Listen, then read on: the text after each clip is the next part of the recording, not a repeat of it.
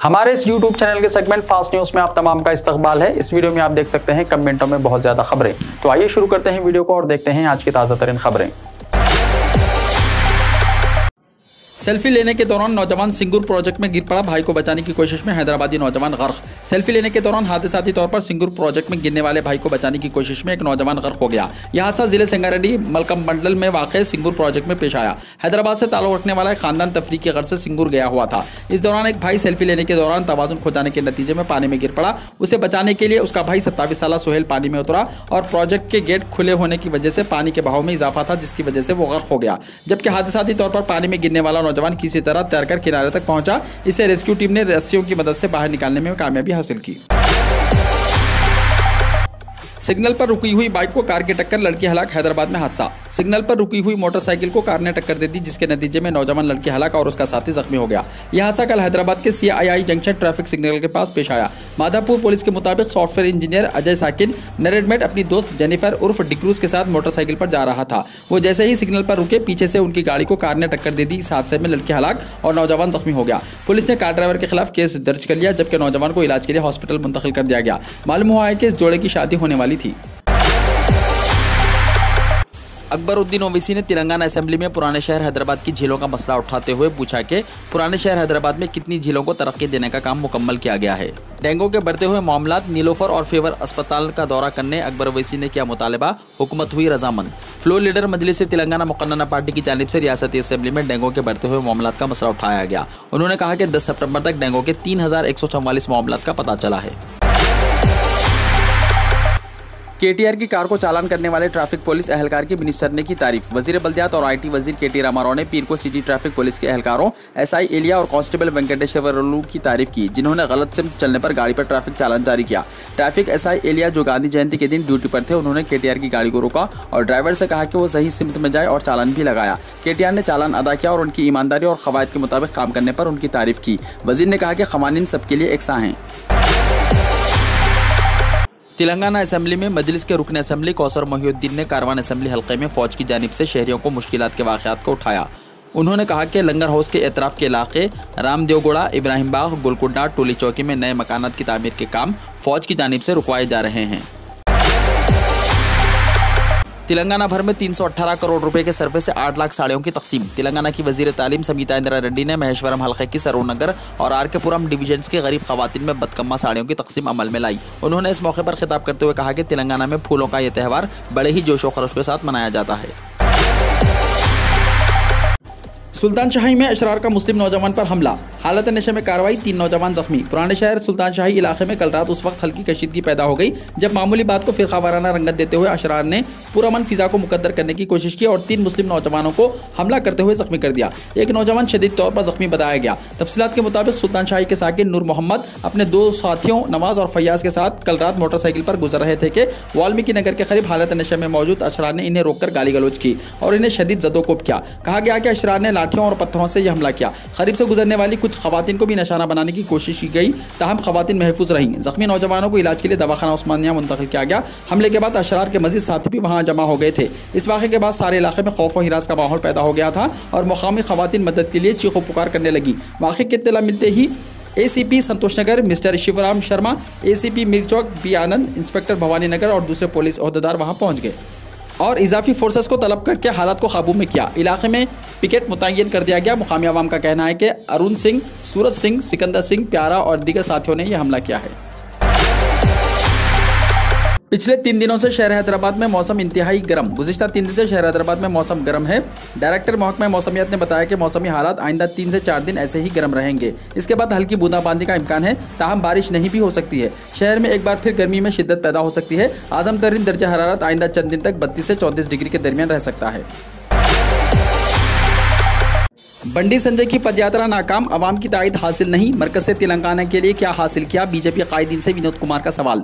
नायब सदर नशीन Telangana planning board Vinod Kumar ने बीजेपी सदर बंडी संजय की पदयात्रा को नाकाम करार दिया और कहा कि बंडी संजय ने आज तक वजाहत नहीं की कि पदयात्रा का मकसद क्या था। तेलंगाना भवन में मीडिया के नुमाइंदों से बातचीत करते हुए विनोद कुमार ने कहा कि साबिक में खुश्कसाली और बरखी के मसाइल के सिलसिले में सियासी जमातों की जानिब से पदयात्रा का एहतमाम किया गया। TRS हुकूमत में अवाम के कोई मसाइल नहीं है, ऐसे में बंडी संजय की पदयात्रा मुज़हिका खैज़ है। उन्होंने कहा कि बंडी संजय तालीम और सेहत के शोबेजात को निशाना बना रहे हैं, जबकि इन दोनों शोबों में तेलंगाना ने गैर मामूली तरक्की की है, जिसका इतराफ खुद मरकजी हुकूमत को है। रियासत में मेडिकल कॉलेजेस की तादाद में इजाफा किया गया और हर जिले में असरी सहूलतों के साथ डायग्नोस्टिक सेंटर्स कायम किए गए। उन्होंने सवाल किया कि बंडी संजय ने रुकने पार्लियामेंट की हैसियत से रियासत के लिए क्या एक भी मेडिकल कॉलेज की मंजूरी हासिल की है। महाराष्ट्र में स्कूल खुले, तलबा और तालिबात खुश, लेकिन करना होगा कोरोना गाइडलाइन की मुकम्मल पासदारी। महाराष्ट्र में कोरोना वबा की वजह से गुज़िश्ता 19 महीनों से बंद स्कूल और कॉलेज पीर से खुल गए। हुकूमत के हुक्म के मुताबिक शहरी इलाकों में क्लास 8 से 12 तक और दही इलाकों में 6 से 12 तक की क्लासेस आज से शुरू हो गई हैं। कई कॉलेजों के तलबा और टीचर्स पुरजोश थे। वज़ीर आला उद्धव ठाकरे ने तमाम तलबा को स्कूल और कॉलेज के आगाज़ पर मुबारकबाद दी है। वज़ीर आला ने टीचर्स को तलबा का ख्याल रखने की भी हिदायत दी है। वज़ीर आला उद्धव ठाकरे ने वीडियो कॉन्फ्रेंसिंग के जरिए रियासत के तमाम टीचर्स, स्टूडेंट्स और पेरेंट्स समेत शहरियों से खिताब किया। वज़ीर आला ने कहा कि कोरोना के बाद आज स्कूल शुरू किए गए हैं। मेरठ में दर्दनाक सड़क हादसा, एक ही कुंबे के 5 अफराद जा बहक। उत्तर प्रदेश के मेरठ दिल्ली एक्सप्रेसवे पर पीर को अलसुबह एक खौफनाक सड़क हादसे में एक ही कुंबे के 4 खवातीन समेत 5 अफराद हलाक हो गए। करिश्माती तौर पर 7 महीने का बच्चा जो अपनी मां की गोद में था बच गया, जबकि ट्रक ड्राइवर मौके से फरार होने में कामयाब हो गया। पुलिस ने आज यहां बताया कि बिजनूर के महल्ले मुर्दगान के रहने वाले जहीर खान का दुबई में फर्नीचर का कारोबार है और वो इन दिनों अपने घर आए हुए थे।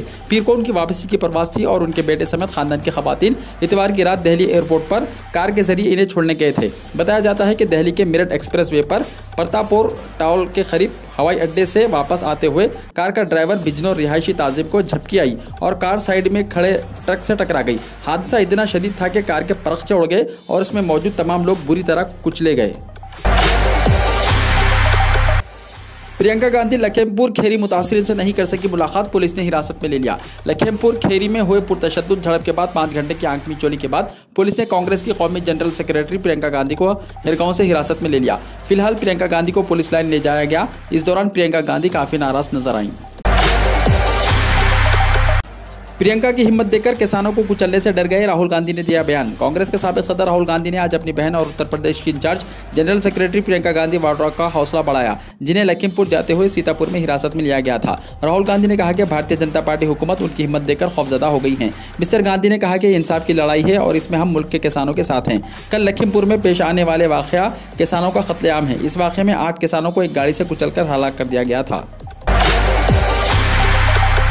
अखिलेश यादव पुलिस हिरासत में, पुलिस की गाड़ी को आग लगा दी गई। लखीमपुर खीरी में दफा 144 नाफिज कर दी गई है और उत्तर प्रदेश के नायब वजीर आला केशव प्रसाद मौर्य के दौरे पर किसानों के एहतजाज के दौरान इतवार को फूट पड़ने वाले तशद्दुद में 4 किसानों समेत 8 अफराद की हलाकत के बाद इंटरनेट सर्विस मुअत्तल कर दी गई है। एहतियात के तौर पर मगरबी यूपी के 27 अजला और पंजाब के तमाम अजला को हाई अलर्ट कर दिया गया है।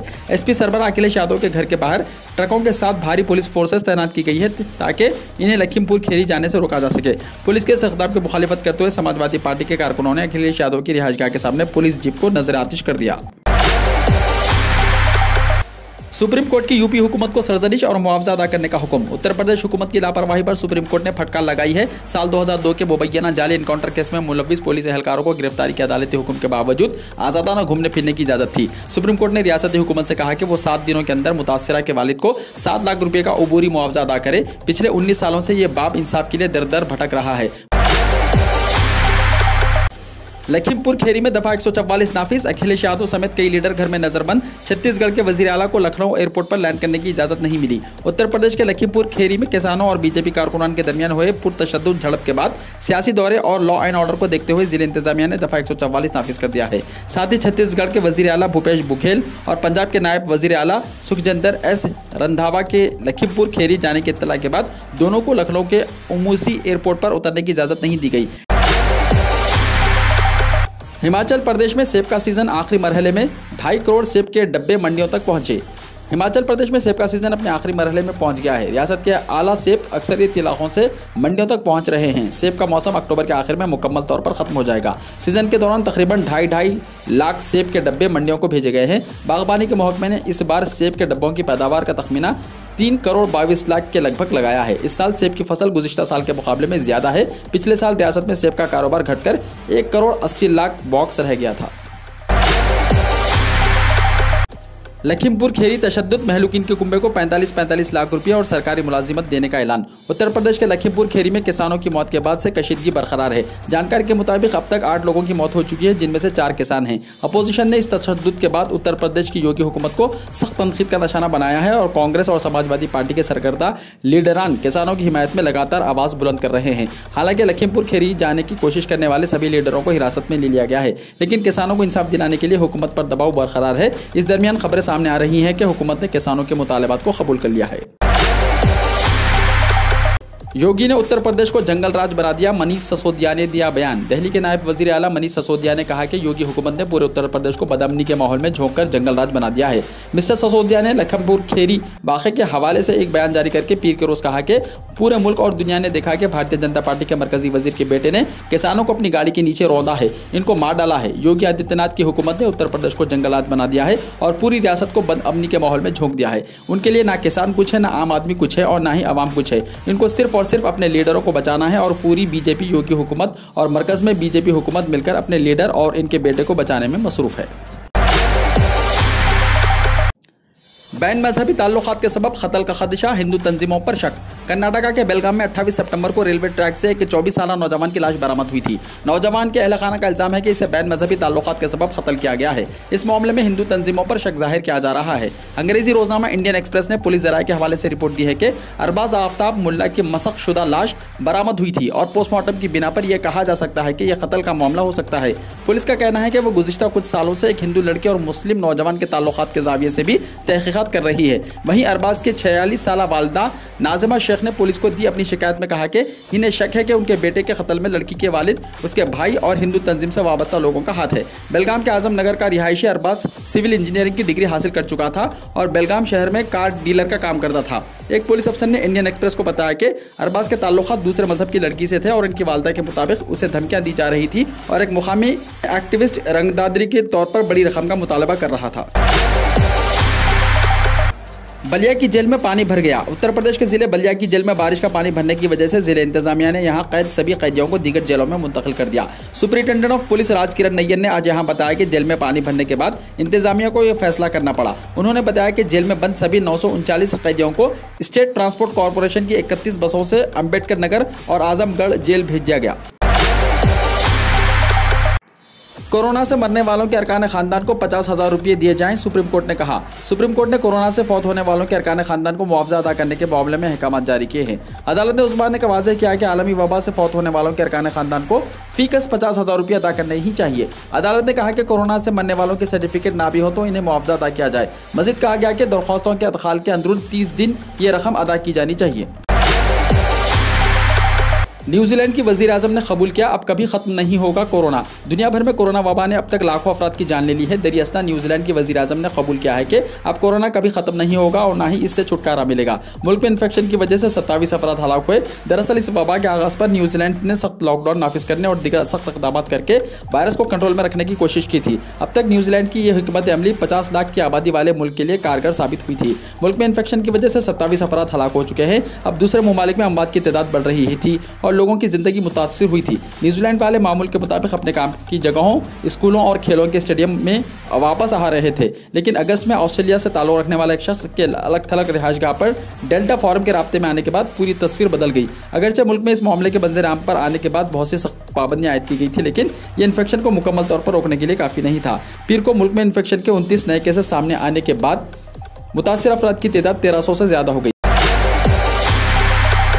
पैगंबर इस्लाम का मुतनाज़ा खाका बनाने वाले स्वीडन के कार्टूनिस्ट की एक ट्रैफिक हादसे में मौत हो गई। मुकामी ज़राए इब्लाग के मुताबिक कार्टूनिस्ट लॉरेंस विलिक्स मुबैना तौर पर एक सादा पुलिस गाड़ी में सफ़र कर रहा था जब जुनूबी स्वीडन के कस्बे मार्केडर के करीब वो एक ट्रक से टकरा गई। इस हादसे में 2 पुलिस एहलकारों की भी मौत हो गई जबकि ट्रक ड्राइवर के जख्मी होने की इत्तलात हैं। 75 साल लॉरेंस विलिक्स मुतनाज़ा खाका बनाने के बाद पुलिस की हिफाजत में रह रहा था क्योंकि उसकी जान को खतरा लाहक था। सन 2007 में शाया होने वाले कार्टून ने दुनिया भर के बहुत से मुसलमानों के जज्बात को मजरूह किया था क्योंकि पैगंबर इस्लाम के तस्वीरी खाकों को तौहीन रिसालत और गुस्ताखाना अमल तसव्वुर किया जाता है। उमर रसीदा और माजूर अफराद के लिए मताफ में अलग दायरा मुख्तस। हरमन शरीफैन के उमूर की इंतजामिया ने मताफ में उमर रसीदा और माजूर अफराद के ट्रैक को अलहदा करने का मंसूबा तैयार किया है। इस मकसद के लिए सुनहरे रंग की रुकावटों का इस्तेमाल किया जाएगा। इंतजामिया के मुताबिक इस इक़दाम का मकसद मताफ के ट्रैक्स को ज्यादा मुनज़्ज़म बनाना और एहतियाती इक़दामात पर अमल को यकीनी बनाना है। इंतजामिया ने कई ज़मीनी तहक़ीक़ी मुताले अंजाम दिए हैं जिनका मकसद मस्जिद हराम में आमद और रफ्त के निज़ाम को आसान और मुनज़्ज़म बनाना है। तूफान शाहीन के साहिल ओमान से टकराने का इम्कान। ओमान में हिंदुस्तानियों की मदद के लिए सिफारत खाने के इक़दाम। समंदरी तूफान शाहीन के आज ओमान से टकराने का इम्कान बताया गया है कि समंदरी तूफान शाहीन ओमान के साहिल से महज 60 किलोमीटर दूर है। ओमानी मीडिया के मुताबिक तूफान के ज़ेर असर मस्कत और नज़दीकी साहिली इलाकों में तेज़ हवाओं के साथ बारिश का सिलसिला शुरू हो चुका है। ओमान में इतवार और पीर को आम तातिल का भी ऐलान किया गया। बहरे अरब में समंदरी तूफान शाहीन से मुताल्लिक़ 5वां अलर्ट जारी कर दिया गया है। हिंदुस्तानी हुक्काम के मुताबिक बहरे अरब में हवा का कम दबाव समंदरी तूफान शाहीन में बदल रहा है। इसी दौरान ओमान में हिंदुस्तानी सिफारत खाने की से ओमान में मुक़ीम हिंदुस्तानियों से दरख्वास्त की गई है कि अगर इन्हें तूफान शाहीन की वजह से किसी मदद की ज़रूरत है तो वो हिंदुस्तानी सिफारत खाने से रुजू हों। साबिक़ रुकन की पार्लियामेंट हाउस के अंदर खुदकुशी। मलावी में खुदकुशी का एक ऐसा अजीब और हैरानकुन वाक़या सामने आया है जिसमें एक रुकन पार्लियामेंट ने ऐवान में अपने सर में गोली मारकर अपनी जान ले ली। बज़ाहिर इस वाक़े में मशरक़ी अफ्रीकी मुल्क मलावी के रुकन पार्लियामेंट के एक क़ानूनी बिल पर इख्तलाफ का शाखासाना करार दिया जा रहा है जिसमें उन्होंने अपने हुकूक़ पर क़ानूनी तनाज़े के बाइस खुद को गोली मारकर खुदकुशी कर ली। उमर शरीफ की मैयत मंगल को पाकिस्तान पहुंचने का इम्कान। पाकिस्तान के लेजेंड अदाकार और कॉमेडी किंग उमर शरीफ की नमाज जनाजा कल न्यूरम्बर्ग जर्मनी के मुकामी मस्जिद में अदा की जाएगी, जबकि मैयत की पाकिस्तान मुंतकिली मंगल तक मुतवक्को है। हफ्ते को जर्मनी के अस्पताल में दौरान इलाज इंतकाल कर जाने वाले शहंशाह ज़राफ़त उमर शरीफ के बड़े बेटे जब्बाद उमर का कहना है कि उनके वालिद की मैयत मंगल या बुध को कराची लाई जाएगी। दुबई एक्सपो में अफगानिस्तान का पवेलियन वीरान। गुज़िश्ता रोज़ दुनिया की सबसे बड़ी सकाफती नुमाइश दुबई एक्सपो 2020 का आगाज़ हुआ जिसमें तकरीबन 200 ममालिक शिरकत कर रहे हैं। आइंदा 6 महीने तक दुबई में जारी रहने वाली इस नुमाइश में जो ममालिक शरीक है इनमें अफगानिस्तान भी शामिल है। ताहम वहाँ अगस्त के महीने में आने वाली सियासी तब्दीली के बाद नुमाइश में इसका पवेलियन वीरान पड़ा हुआ है। अफगानिस्तान के अशरफ गनी हुकूमत ने इस नुमाइश के हवाले से तैयारी जारी रखी हुई थी। ताहम तालिबान के मुल्क पर कंट्रोल और साबिक़ा हुकूमत के खात्मे के बाद दुबई एक्सपो में अफगानिस्तान के पवेलियन में काम रुक गया है।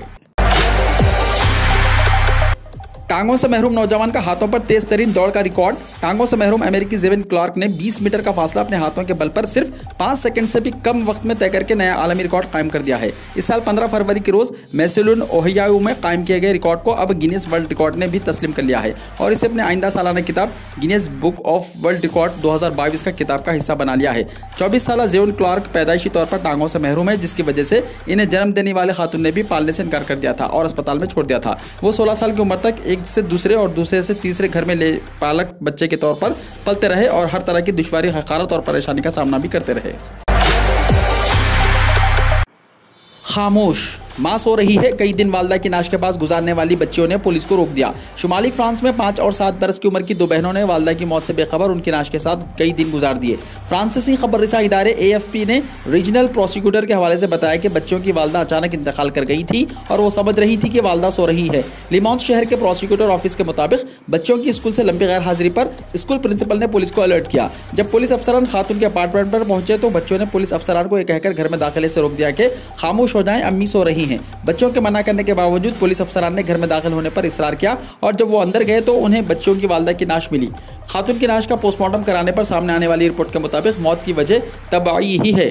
पुलिस की जानिब से बच्चों को हॉस्पिटल ले जाया गया, जहां से उन्हें बच्चों की निगहदाश्त के इदारे में दाखिल किया गया है। दुनिया का भारी और तवील तरीन जहाज फिर फिजाओं में। दुनिया के भारी भरकम और तवील तरीन कार्गो ऑपरेशनल तैयारे अंतुनोफ N225 मिरिया ने तिजारती परवाज़ों का नया सिलसिला शुरू किया है, जिसके पहले मरहले में 6 इंजन वाले इस देव हेकल हवाई जहाज ने कार्गो मिशन के लिए दोबारा उड़ान भरी है। गैर मुल्की खबरसां इदारे के मुताबिक एविएशन जराये ने बताया कि फ्लाइट ABD 373F यूक्रेन के कैफ इंटरनेशनल एयरपोर्ट से कजाकिस्तान के लिए रवाना हुई। शाहीन तूफान के नतीजे में पहाड़ गिरने से 5 मजदूर हलाक। ओमान के दारुल हुकूमत मस्कत के सनती इलाके अर-रसील में एक अखामती यूनिट पर पहाड़ गिरने से 2 मजदूर हलाक हो गए हैं। समंदरी तूफान शाहीन की वजह से मौसमी तगय्युरात के नतीजे में इस अखामती यूनिट पर पहाड़ी तोदे गिरे हैं। समंदरी तूफान शाहीन ओमान और ईरान में बड़ी तबाही, 9 अफराद हलाक।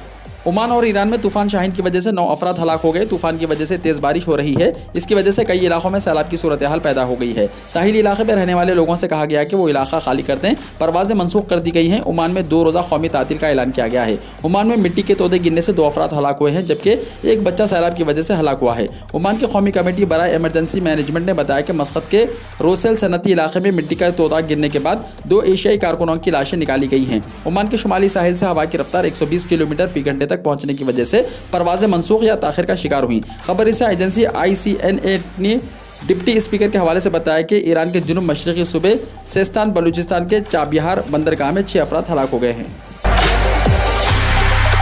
वीडियो को लाइक शेयर कीजिए और हमारे इस YouTube चैनल को सब्सक्राइब करते हुए इसके बेल आइकॉन को भी प्रेस कर लीजिए ताकि ऐसी ही ताज़ा तरीन खबरों का नोटिफिकेशन सबसे पहले आपको मिलता रहे।